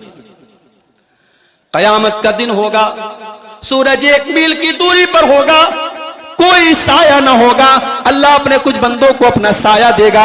उन खुशनसीब बंदों में वो बंदा भी होगा, वह शाबुन नशा फी इबादतिल्लाह, वो नौजवान जिसकी जवानी अल्लाह की इबादत में गुजरी हो। हजरत अब्दुल्ला इब्न उमर को देखो, अब्दुल्ला बिन उमर मस्जिद में आराम कर रहे हैं, सो रहे हैं। रात में उन्होंने ख्वाब देखा, दो फरिश्ते उनके पास आए और एक जगह उनको लेकर के गए। उन्होंने झांक करके देखा तो अंदर आग जल रही थी, वो डर गए। फरिश्तों ने कहा कि तुम इसके अंदर नहीं जाओगे। उसके बाद उनकी नींद खुल गई। उनको ये ख्वाब देखने के बाद डर महसूस हुआ। उनको लगा कि यार ये ख्वाब कैसा था, इस ख्वाब की ताबीर क्या है, इस ख्वाब का मतलब क्या है। उन्होंने डायरेक्ट अल्लाह के नबी से सवाल ना करके अपनी बहन हजरत हफ्सा से कहा कि जरा तू ये सवाल अल्लाह के नबी से कर ले कि मैंने ऐसा ऐसा ख्वाब देखा है। हजरत हफ्सा रजी अल्लाह ताला ना अल्लाह के नबी के पास आती हैं। अय अल्लाह के नबी, मेरे भाई ने ऐसा ख्वाब देखा है। दो फरिश्ते उसके पास आते हैं, उसको लेके जाते हैं और एक जगह जाकर के वो देखता है वहां पे आग जल रही है। मेरा भाई डर जाता है। फरिश्ते कहते तू इसके अंदर नहीं जाएगा। अय अल्लाह के नबी, इस ख्वाब की ताबीर क्या है, इस ख्वाब का मतलब क्या है। मेरे नौजवानों गौर करना, मेरे नौजवानों गौर करना। अल्लाह के प्यारे नबी ने फरमाया, अय हफ्सा नेमर रजुल अब्दुल्ला, अब्दुल्ला बहुत अच्छा इंसान है, बड़ा नेक इंसान है। लौकाना युसल्ली मिनल लैल, बस एक बात की कमी है, वो रात में तहज्जुद नहीं पढ़ता है, वो रात में क़ियामुल लैल नहीं करता है, वो रात में अल्लाह के सामने गिरियाजारी नहीं करता है, वो रात में तहज्जुद नहीं पढ़ता है। अगर अब्दुल्ला तहज्जुद पढ़ना शुरू कर दे तो बहुत अच्छा इंसान है। हजरत हफ्सा ने आकर के अपने भाई को यह बता दिया कि अल्लाह के नबी ने ऐसा ऐसा कहा है। बुखारी के अल्फाज हैं, जब नबी की जुबान से ये जुमला निकला और अब्दुल्ला बिन उमर के कानों तक पहुंचा कि नबी ने मेरे बारे में ऐसा कहा है कि अब्दुल्ला बहुत अच्छा इंसान है, बस एक बात की कमी है, वो तहज्जुद नहीं पढ़ता है। फकाना ला यनामु मिनल लैल इल्ला कलीला, उस दिन के बाद से अब्दुल्ला बिन उमर बगैर तहज्जुद पढ़े रात में नहीं सोते थे। हमारी रातें कहां गुजर रही हैं? 5G इंटरनेट में गुजर रही है। 5G आ गया है माशाअल्लाह, अब तो हवाओं से बात हो रही है इंटरनेट की। 5G इंटरनेट के साए में हमारी रातें गुजर रही हैं। तहज्जुद कौन पढ़ता है साहब? यहां तो 5 टाइम की नमाज भी मुश्किल है। बनारस में इस वक्त साड़ी का कारोबार बड़ी मंदी का शिकार है। आप जानते होंगे, मालूम होगा आपको, बनारस में अंसारी लोगों की तादाद ज्यादा है और वहां के अंसारी सब साड़ी के ही कारोबार में जुड़े हैं ज्यादातर। बड़ी मंदी का कारोबार वहां चल रहा है इस वक्त, बड़ी मंदी का शिकार है। अभी मेरी एक तकरीर हुई थी बनारस में, बजटिया में, मैंने उस तकरीर में यह बात कही थी। मेरे भाइयों, नौजवानों, नमाज की पाबंदी करो। नमाज का रोजी रोटी से भी बड़ा ताल्लुक। कुरान में आप गौर कीजिएगा, जहां भी नमाज का जिक्र है वहां आगे रोजी रोटी का भी जिक्र है। अल्लज़ीना युक़ीमूनस्सलाह व मिम्मा रज़क़नाहुम युनफ़िक़ून, अल्लाह के नेक बंदे नमाज कायम करते हैं और हमने जो रोजी दी है उसमें से खर्च करते हैं। जहां भी नमाज का जिक्र है वहां पे आगे पीछे रोजी रोटी का जरूर जिक्र है। कुरान करीम की सूरह सजदा की वो आयत देखिए जो हम फजर की नमाज में जुमा के दिन पढ़ते हैं, ततजाफा जुनूबुहुम अनिल मज़ाजि यदऊन रब्बहुम खौफन व तमा। अल्लाह के नेक बंदे रातों में अपने बिस्तर से अलग होकर के अल्लाह को याद करते रहते हैं, अल्लाह से डरते रहते हैं, अल्लाह की रहमत की उम्मीद लगाए रहते हैं। व मिम्मा रज़क़नाहुम युनफ़िक़ून, और हमने जो रोजी दी है उसमें से वो खर्च करते हैं। तो मेरे भाइयों, वो नौजवान कयामत के दिन अल्लाह के अर्श का साया पाएगा जिसकी जवानी अल्लाह की इबादत में गुजरी। और आगे बढ़िए, फरमाया वरजुलानी तहाब्बा फिल्लाहि इज्तमा अलैहि व तफर्रका अलैहि, और वो दो लोग भी आपस में जो मोहब्बत करते हो अल्लाह के लिए। आप किसी आलिम से मोहब्बत करते हैं, किसी नेक इंसान से मोहब्बत करते हैं, किसी की दीनी खिदमत की वजह से मोहब्बत करते हैं, किसी की अच्छी तकरीर की वजह से उससे मोहब्बत करते हैं। उससे कोई आपका जाती फायदा नहीं है, कोई रुपये पैसे का लेन देन नहीं है, कोई दुनियावी मफाद नहीं जुड़ा है। आप अल्लाह के लिए मोहब्बत करते हैं तो अल्लाह के नबी फरमाते हैं ऐसे दो लोग जो अल्लाह के लिए एक दूसरे से मोहब्बत करते हो, ऐसे दो लोगों को भी अल्लाह ताला अपने अर्श का साया देगा। उसके बाद फरमाया व रजुलुन क़ल्बुहु मुअल्लकुम बिल मसाजिद, वो इंसान जिसका दिल मस्जिद में अटका हो। मस्जिद बन रही है यहां पे, मगर मस्जिद जब बनती है तो हम क्या करते हैं? समाज में कुछ ऐसे लोग भी होते हैं जो कहते हैं यार हमने चंदा दे दिया, काम खत्म। माफ करना, अगर मस्जिद बन रही है उसमें सिर्फ चंदा दे देना काफी नहीं है। अगर आपके बदन के पसीने की एक बूंद भी उस मस्जिद की इमारत में शामिल है तो जब तक वो मस्जिद मौजूद है उसका अजर व सवाब आपको मिलता है। अल्लाह के नबी जब मस्जिद तामीर कर रहे थे, अपने कंधे पर आप भी ईंटें उठा उठा के ला रहे थे।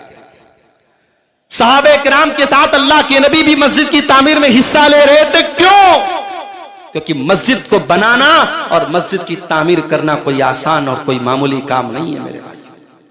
इन्नमा यामुरु मसाजिद अल्लाहि मन आमन बिल्लाहि वल यौमिल आखिर।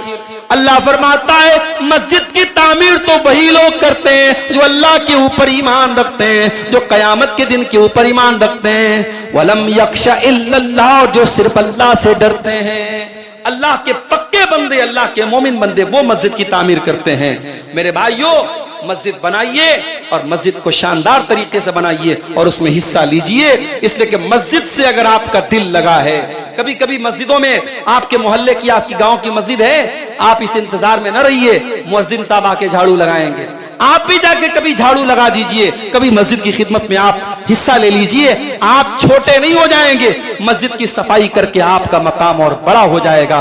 मेरे प्यारे साथियों, कयामत के दिन अल्लाह के अर्श का साया वो इंसान भी पाएगा जिसका दिल मस्जिद में लगा हो, जिसको नमाज की चिंता हो, जिसको नमाज की फिक्र हो, जो एक नमाज पढ़ के आता हो तो अगली नमाज की उसको फिक्र हो। कोई इंसान भी कयामत के दिन अल्लाह के अर्श का साया पाएगा।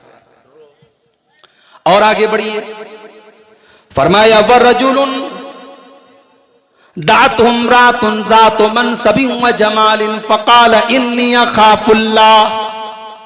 कयामत के दिन वो इंसान भी अल्लाह के अर्श का साया पाएगा जिसको कोई खूबसूरत औरत, कोई पैसे वाली औरत गुनाह की दावत दे और वो ये कह के ठुकरा दे कि मैं अल्लाह से डरता हूं। आज तो दावत मांगी जाती है, आज तो गुनाह का मौका तलाश किया जाता है। आज तो हमारे नौजवान गुनाह का मौका तलाश करते हैं। फेसबुक पर बड़े अच्छे अच्छे दीनदार लोग लड़कियों के चैटिंग बॉक्स में जाके अस्सलाम वालेकुम कैसी हैं आप, उनकी खैरियत पूछते रहते हैं। आज तो गुनाह का मौका तलाश किया जाता है। अल्लाह का नेक बंदा वो है, अल्लाह का मुत्तकी बंदा वो है जो जिसको कयामत के दिन अल्लाह अपने अर्श का साया देगा, जिसको कोई खूबसूरत औरत गुनाह की दावत दे और वो ठुकरा दे और कह दे कि नहीं मैं अल्लाह से डरता हूं। और हमारे सामने एक एग्जाम्पल मौजूद है हजरत यूसुफ अलैहिस्सलाम का। यूसुफ अलैहिस्सलाम बहुत खूबसूरत थे, इतने खूबसूरत थे कि अल्लाह के नबी फरमाते हैं कद ओतिया शत्रल हुस्न, कि सारे इंसानों की खूबसूरती को अगर दो हिस्सों में डिवाइड कर दिया जाए तो आधी खूबसूरती हजरत यूसुफ को मिली थी, इतने खूबसूरत थे। और जिस औरत के घर में हजरत यूसुफ रहते थे उसी औरत ने उनके ऊपर डोरे डालने की कोशिश की थी। और कैसे डोरे डाले थे, कैसे फंसाने की कोशिश की थी, अल्लाह ने पूरा नक्शा खींचा है कुरान के 13वें पारे में सूरह यूसुफ के अंदर। फरमाया वराबदतहुल्लती हुवा फी बैतिहा अन नफ्सिही व गल्लकतिल अबवाब व क़ालत हैत लक क़ाल मआज़ल्लाह। याद करो मेरे बंदे यूसुफ को, जिस औरत के घर में यूसुफ रहते थे उसी औरत ने उनके ऊपर डोरे डाले थे और उसने सारे दरवाजे बंद कर लिए थे और कहा था ऐ यूसुफ मेरी बाहों में आ जाओ, ऐ यूसुफ मेरे पास आ जाओ। और यूसुफ अलैहिस्सलाम ने क्या कहा था, काला मआज़ल्लाह, मैं अल्लाह की पनाह चाहता हूं, इन्नहु रब्बी अहसन मस्वाया, अल्लाह ने मेरे घर, तेरे घर में मुझको ठिकाना दिया और मैं तेरे ही साथ इतना बड़ा पाप करूं। इन्नहु ला युफ्लिहु ज़ालिमून, इतना बड़ा जुल्म मैं नहीं कर सकता, इतना बड़ा अन्याय मैं नहीं कर सकता। अल्लाह का डर अगर दिल में हो मेरे भाई तो गुनाह का इतना खूबसूरत मौका मिलने के बाद भी इंसान अपने आप को गुनाह से बचा सकता है। और बाद में वो दौर भी आया जब यूसुफ अलैहिस्सलाम की, अभी तो एक औरत का मामला चल रहा था, अब मिस्र की बहुत सारी औरतों ने जब उनको देख लिया और अपने हाथ को काट डाला तो सब उनके साथ गलत काम करने का इरादा करने लगी और बाकायदा अजीज मिस्र की बीवी ने धमकी दे दी कि अगर यूसुफ ने मेरी बात नहीं मानी तो अब मैं उसको जेल में डलवा दूंगी। तो हजरत यूसुफ अलैहिस्सलाम ने क्या दुआ की थी? क़ाल रब्बि सिज्नु अहब्बु इलय्या मिम्मा यदऊननी इलैहि। ऐ अल्लाह, जिस गुनाह की दावत मुझे ये औरतें दे रही हैं उस गुनाह से बेहतर ये है, ऐ अल्लाह तू मुझे जेल में डाल दे। रब्बि सिज्नु अहब्बु इलय्या मिम्मा यदऊननी इलैहि व इल्ला तस्रिफ अन्नी कैदहुन्ना अस्बु इलैहिन्ना व अकुम मिनल जाहिलीन। ऐ अल्लाह, अगर तूने इनकी चाल को नाकाम न किया, ऐ अल्लाह मैं इनकी तरफ माइल हो जाऊंगा, मैं जाहिलों में से हो जाऊंगा। इसलिए मैं कभी कभी कहता हूं किसी लड़की का बहुत खूबसूरत होना, किसी लड़के का बहुत हैंडसम होना, यह भी कभी कभी आजमाइश का सबब बन जाता है। बाज लड़कियां बड़ी खूबसूरत होती हैं तो फिर उनके चक्कर बहुत चलते हैं। माफ कीजिएगा, ये समाज की कड़वी सच्चाई बता रहा हूं। बाज लड़के बड़े खूबसूरत होते हैं तो उन्हें लगता है कि साहब मैं बड़ा खूबसूरत हूं, मेरे ऊपर तो लड़कियां मरती हैं, तो फिर वो अपनी खूबसूरती का नाजायज फायदा उठाते। इसलिए अगर आपको अल्लाह ने खूबसूरत बनाया है तो इस खूबसूरती को अल्लाह की नेमत समझिए और इसका गलत इस्तेमाल मत कीजिए, वरना पछताना पड़ेगा। और याद रखो मेरे भाइयों और मेरी बहनों, ये दुनिया की खूबसूरती चंद दिनों तक है, एक दिन सबको मरना है और मिट्टी में मिल जाना है और कब्र में जाना है और वहां कोई खूबसूरती बाकी न रहेगी। आपका अमल अगर खूबसूरत है, आपका ईमान अगर सही है, तब आपकी खूबसूरती बाकी रहेगी, वरना कब्र की मिट्टी में हम सबकी खूबसूरती खत्म हो जाएगी। उसके बाद अल्लाह के नबी फरमाते हैं वरजुलुन तसद्दक़ बिसदक़तिन फ़ाहा, और कयामत के दिन अल्लाह के अर्श का साया वो इंसान भी पाएगा जो सदका करे और छुपा करके सदका करे। आजकल तो सदका की भी पब्लिसिटी की जाती है। चंदा देते हैं हाजी साहब, तो जब तक माइक में ऐलान ना हो जाए हाजी साहब ने 1 लाख दिया, तब तक हाजी साहब की रूह को सुकून नहीं मिलता। चंदा देने के बाद जब तक इंसान को उसकी पब्लिसिटी और ऐलान ना हो और यूट्यूब पर वीडियो ना आ जाए, फेसबुक पर वीडियो ना आ जाए, तब तक इंसान को चैन नहीं मिलता। मेरे प्यारे साथियों, अल्लाह के नबी कह रहे हैं कि चंदा दे, सदका दे, दान दे और इतना छुपा करके दे कि बाएं हाथ को भी ना पता चले कि दाएं हाथ ने क्या खर्च किया। तो छुपा करके सदका करना ज्यादा अफसल है। इसीलिए अल्लाह ताला कुरान के 29वें पारे में कहता है कि मेरे नेक बंदे जब गरीबों को, मिस्कीनों को खाना खिलाते हैं तो क्या कहते हैं? इन्नमा नुतिमुकुम लिवजहिल्लाह ला नुरीदु मिनकुम जज़ाअन वला शुकूरा इन्ना नखाफु मिन रब्बिना यौमन अबूसन कमतरीरा। हम तुम्हें अल्लाह के डर से खाना खिला रहे हैं, हम कयामत के दिन से डरते हैं, हम अल्लाह के अजाब से डरते हैं, हमें तुमसे कोई बदला, कोई शुक्रिया नहीं चाहिए। तो दिखावा नहीं होना चाहिए, बाएं हाथ को भी पता ना चले दाहिने हाथ ने क्या खर्च किया। और आखिरी हदीस में जो आखिरी लफ्ज मौजूद है कि कयामत के दिन जिन 7 लोगों को अल्लाह अपने अर्श का साया देगा, उसमें से एक वो इंसान भी होगा, फरमाया वरजुलुन ज़करल्लाह खालियन फफाज़त ऐनाह, जो तन्हाई में अल्लाह को याद करे, जो अकेले में अल्लाह को याद करे और उसकी आंखों से आंसू बहने लगे। पब्लिक के सामने कोई रोने लगे ये कोई मुश्किल बात नहीं है, लेकिन तन्हाई में, अकेले में, जब कोई देखने वाला ना हो, वहां पर इंसान की आंखों से आंसू आ जाए, अल्लाह को याद करके और अपने गुनाहों पर शर्मिंदा होकर के इंसान रोने लगे, तो ये अदा अल्लाह को इतनी पसंद आती है मेरे भाइयों कि अल्लाह के नबी फरमाते हैं कि कयामत के दिन उस इंसान को अल्लाह तबारक व तआला अपने अर्श का साया देगा। तो मेरे नौजवानों, आज हमारी जिंदगियां बड़ी बेहिसाब गुजर रही, जिंदगी का कोई मकसद नहीं, कोई मोटो नहीं, जिंदगी का कोई टारगेट नहीं, पैसा कमाना है, मकान बनाना है, तरक्की करना है, बस। इस दुनिया के बाद भी एक जिंदगी है मेरे भाई, यहां तो 40 साल रहना है, 50 साल रहना है, यह भी नहीं पता कि जवानी के बाद बुढ़ापा मिलेगा कि नहीं मिलेगा। मिसालें हमारे सामने मौजूद हैं। बनारस में मेरे कई जानने वाले हैं, अचानक उनको कैंसर की बीमारी हो गई, और अब तो सर्दी जुकाम की तरह कैंसर की बीमारी फैल रही है। शायद आपके देहात में कम हो, शहरों का बहुत बुरा हाल है। कैंसर हॉस्पिटल में आप जाइए तो आपको पता चलेगा बीमारियां, कौन सा वायरस आ जाए।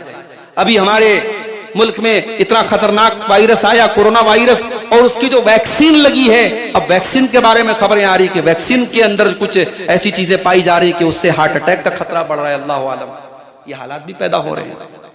तो मेरे भाइयों, जिंदगी महदूद है, जिंदगी लिमिटेड है, जिंदगी सीमित है, और नहीं मालूम कि जिंदगी कहां खत्म हो जाएगी। जब तक जिंदा है अल्लाह को राजी कर लो, आखिरत की तैयारी कर लो। बल तू सेरून हयात दुनिया वल आखिरतु खैरुन व अबका। अल्लाह कहता है तुम दुनिया की जिंदगी को तरजीह देते हो, जबकि आखिरत की जिंदगी ज्यादा बेहतर और ज्यादा बाकी रहने वाली है। हमारे नौजवानों में एक मसला और पैदा हो रहा है, बेहयाई बढ़ रही है। चाहे लड़के हों चाहे लड़कियां हों, बेहयाई बहुत बढ़ रही है। जो चीजें कल तक ऐब मानी जाती थी आज खुलेआम हो रही है। बाकायदा लड़कियां लड़कों के साथ बाइक पर चिपक करके सट करके घूम रही है गांव देहात में। जिन शहरों में, जिन इलाकों में इन चीजों को ऐब माना जाता था, अब कोई ऐब नहीं माना जा रहा है। ये बेहयाई जो समाज में फैल रही है मेरे भाइयों, अल्लाह के नबी ने फरमाया अल हया वल ईमान कुरना जमिया। हया और ईमान का बड़ा गहरा रिश्ता है। जब हया निकलेगी तो ईमान निकलेगा, ईमान निकलेगा तो हया निकलेगी। अपने बच्चों को हयादार बनाओ। मेरी माओ, अपने कपड़े ऐसे पहनो, अपना लाइफ स्टाइल ऐसा रखो कि तुम्हारी बच्चियां तुमसे हया सीखें। जब माँ बेहया होगी, जब माँ जैसे तैसे कपड़े पहनेगी, माँ जैसे तैसे घर में रहेगी, तो बेटी उससे वही सीखेगी।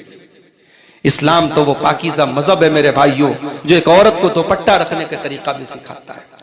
फरमाया वल यज़रिबना बिखुमुरिहिन्ना अला जुजूबिहिन्ना। ऐ मुसलमान औरतों, तुम्हारा दुपट्टा तुम्हारे सीने पर होना चाहिए। वला यज़रिबना बिअरजुलिहिन्ना लियुलम मा युख्फीना मिन ज़ीनतिहिन्ना। और जब तुम जमीन पे चलो तो अपने पैर को जमीन पे जोर जोर से मार के न चला करो, तुम्हारे पायल की झनकार भी गैर मर्दों तक न पहुंचे।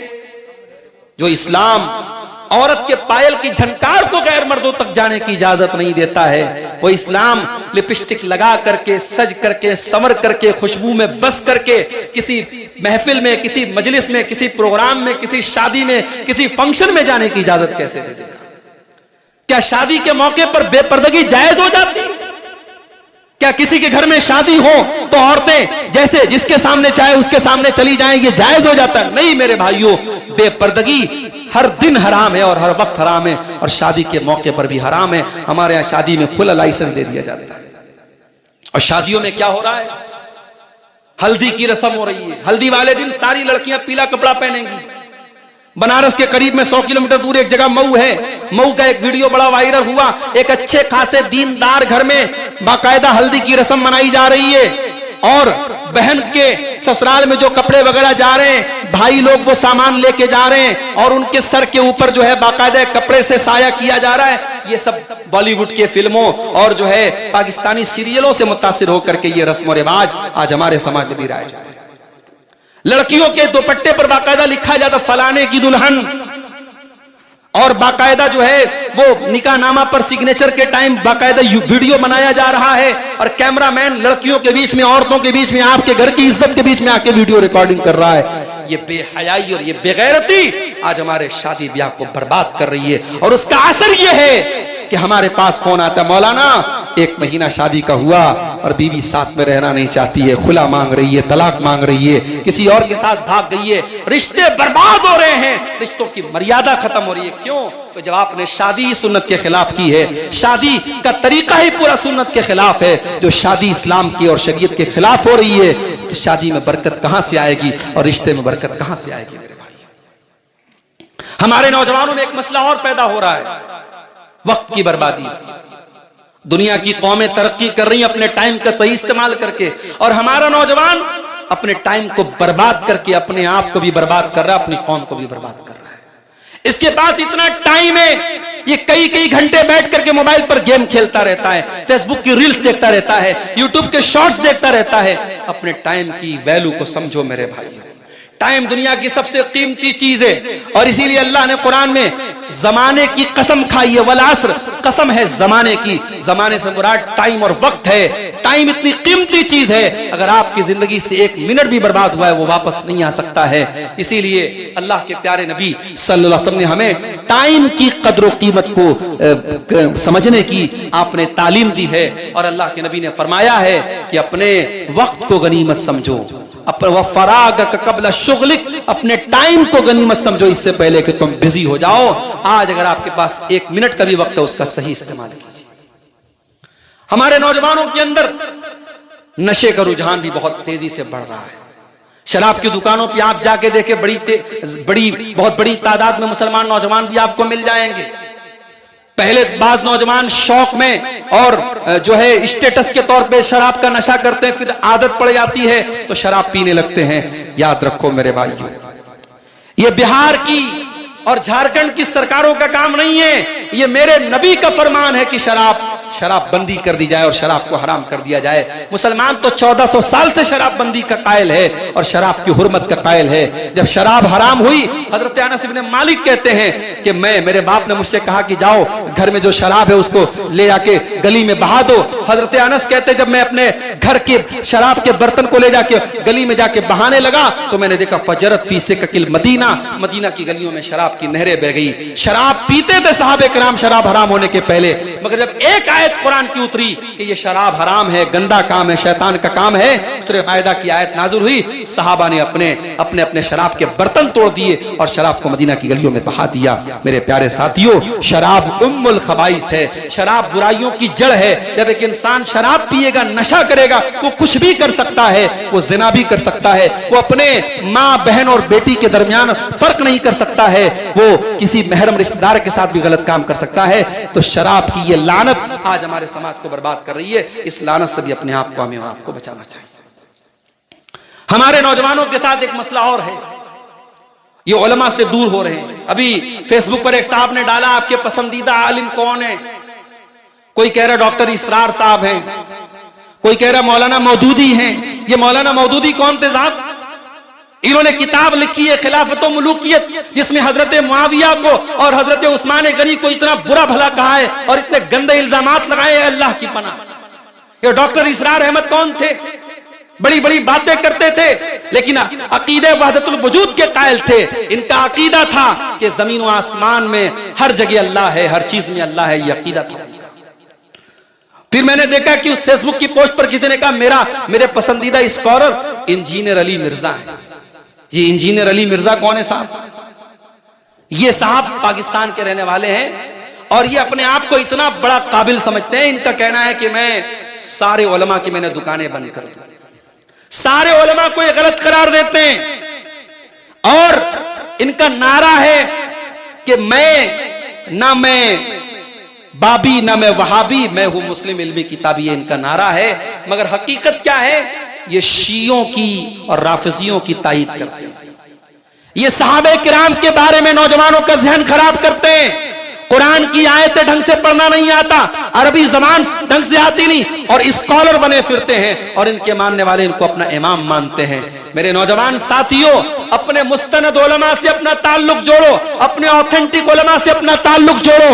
वक्त के अंदर बहुत सारे फितने पैदा हो रहे हैं, जमाने में बहुत सारे फितने पैदा हो रहे हैं। इन फितनों से तुम्हें बचाने का अगर कोई काम करेंगे तो जो सही उलमा है, जो कुरान और सुन्नत के जानकार उलमा है, जो मुस्तनद उलमा है, वही ये काम कर सकते हैं। इसलिए उलमा के साथ अपना ताल्लुक जोड़ो। उलमा से दूर हो जाओगे तो बर्बाद हो जाओगे। अल्लाह के प्यारे नबी ने फरमाया, कयामत के पहले एक ऐसा दौर भी आएगा, अल्लाह ताला दुनिया से उलमा को उठा लेगा। हत्ता इज़ा लम युबकी आलिमन, और जब उलमा नहीं बचेंगे, इत्तखज़न नास रूसन जुहाला, लोग जाहिलों को अपना सरदार बना लेंगे। और जब जाहिलों को अपना सरदार बनाएंगे, फसुइलु फअफ्तु बिगैर इल्मिन, जाहिलों से फतवा पूछेंगे और वो गलत सलत फतवा देंगे और खुद भी गुमराह होंगे और दूसरों को भी गुमराह करेंगे। इस दौर के बड़े बड़े फितनों में से एक फितना यह भी है कि हमारा नौजवान कमाई के सिलसिले में एहतियात नहीं करता। कौन सी कमाई हलाल है, कौन सी कमाई हराम है, इस बात की परवाह नहीं करता।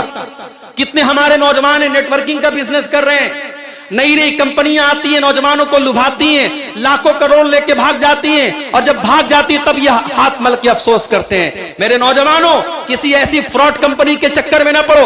हलाल तरीके से पैसा कमाने के हजारों तरीके हैं, हलाल तरीके से पैसा कमाओ, हराम रास्ते ना अपनाओ। अल्लाह के प्यारे नबी फरमाते हैं, याती अलन्नासि ज़मानुन, एक जमाना लोगों पर ऐसा आएगा, ला युबालिल मर्उ मिन ऐना अखज़ल माल, इंसान इस बात की परवाह नहीं करेगा कि हलाल तरीके से पैसा कमा रहा है या हराम तरीके से पैसा कमा रहा है। मेरे भाइयों, हलाल तरीके से पैसा कमाओ, इंशाअल्लाह घर में बरकत आएगी, रोजी रोटी में बरकत पैदा होगी और आप उसकी बरकत अपने जिंदगी में महसूस करेंगे। और हराम पैसा घर में आएगा तो आप महसूस करेंगे घर के रिश्ते खराब होंगे, माँ बाप में दूरी पैदा होगी, बच्चों में झगड़े पैदा होंगे और घर की बरकत खत्म हो जाएगी, घर में नहुसत आ जाएगी।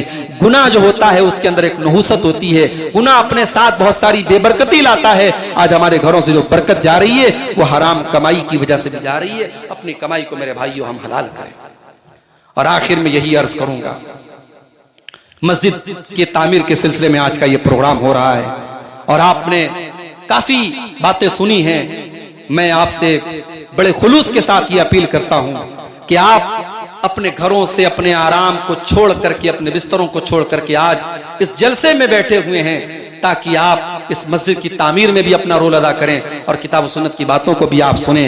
इसलिए मेरी अपील है कि आप जाते जाते इस मस्जिद का भरपूर ताउन करके जाएं। बहुत बड़ी जगह पर ये मस्जिद तामीर होने जा रही है, बड़ा एरिया है और काफी खर्च का काम है।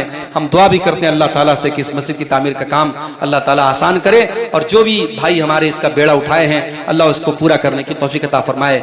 मेरे भाइयों, मैं आज बनारस से बड़ी मुश्किल से आप तक पहुंचा हूं। मेरी ट्रेन ब्रह्मपुत्रा से मेरा टिकट बना था और ट्रेन मेरी मिस हो गई, छूट गई।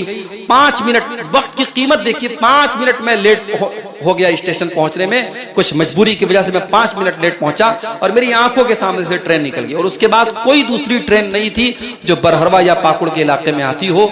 मजबूर मुझे पटना से बाई कार 400-450 किलोमीटर का सफर तय करके मैं आपके दरमियान आया। सफर की हरासमेंट और सफर की जो थकावट है वो तो है ही है।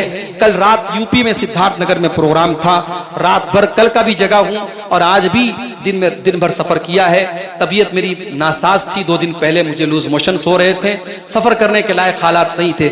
मगर मैं ये भी जानता हूं कि जहां प्रोग्राम में नाम दे दिया जाए और वहां मुकर्रिर ना पहुंचे तो जलसे वालों के लिए बड़ी आफत रहती है। और जलसे वाले आखिर में यही कहते हैं, मौलाना आप कुछ भी करिए मगर आपको आना है, और ना आओ तो फिर गाली वो सुनते हैं। और उलमा पर भी लोग इल्जाम लगाते हैं कि ये वादा खिलाफी करते हैं। नहीं मेरे भाई, मजबूरियां सबके साथ हो सकती हैं, हालात सबके साथ हो सकते हैं। हमने अल्लाह के दीन की और अल्लाह और उसके रसूल की बातों को बयान करने के लिए सफर की मशक्कतें उठा के आपके सामने हम पहुंचे हैं। हम दुआ करते हैं अल्लाह ताला से अल्लाह हमारे सफर को भी कबूल फरमाए और जो बातें किताब सुन्नत की रोशनी में हमने बयान की हैं अल्लाह उन बातों को हम सबको न सिर्फ के सुनने की बल्कि अमल करने की भी अल्लाह हम सबको तौफीक अता फरमाए। रब्बुल आलमीन हमारी माँ बहनों की भी इस्लाह फरमाए। हमारी वो बहनें जो कुफ्फार के नरगे में जा चुकी हैं और जिनको मुर्तद बनाया जा चुका है, जिनको इस्लाम से निकाला जा चुका है, अल्लाह हमारी उन बहनों को जिंदगी में हिदायत के रास्ते पर वापस लौटने की तौफीक अता फरमाए। अल्लाह हमें अपने घर की लड़कियों की सही निगरानी और सही तरबियत करने की तौफीक अता फरमाए। अल्लाह हमारी औरतों को दीन सीखने की तौफीक अता फरमाए। अल्लाह रब्बुल आलमीन हमारे बच्चों की सही तरबियत हम सबको करने की तौफीक अता फरमाए। रब्बुल आलमीन हमें कहने सुनने से ज्यादा अमल की तौफीक अता फरमाए। मुल्क में इलेक्शन का भी माहौल है, आपके यहाँ भी वोटिंग होने वाली है। मैं आप सबसे अपील करता हूँ कि इलेक्शन में जरूर हिस्सा लें और जरूर अपना अपना वोट डालें और इस काम में आप इसको एक नागरिक की हैसियत से, एक सिटीजन की हैसियत से अपना एक फर्ज समझें और कोशिश करें कि आप मुत्तहिद होकर के वोट दें और ऐसी हुकूमत को लाने की कोशिश करें जो अमन और शांति और सुकून के साथ और भाईचारे के साथ मुल्क को चला सके। और अल्लाह करे कि ऐसा हो कि मुल्क का निज़ाम सही लोगों के हाथ में रहे और मुल्क का निज़ाम सही लोग और अमन और शांति के साथ जो लोग मुल्क को चलाएं ऐसे लोगों के हाथ में मुल्क का निज़ाम जाए। अल्लाह से हम दुआ करते हैं रब्बुल आलमीन हमें जालिमों के जुल्म से, शरीरों के शर से महफूज रखे, जब तक दुनिया में जिंदा रखे, इस्लाम पर जिंदा रखे और हम सब का खात्मा ईमान पर हो। और रब्बना तक़ब्बल मिन्ना इन्नका अंतस समीउल अलीम व तुब अलैना इन्नका अंतत तव्वाबुर रहीम व सल्लल्लाहु तआला अला नबिय्यिना मुहम्मद व अला आलिहि व सहबिहि अजमईन। वस्सलामु अलैकुम व रहमतुल्लाहि व बरकातुहू।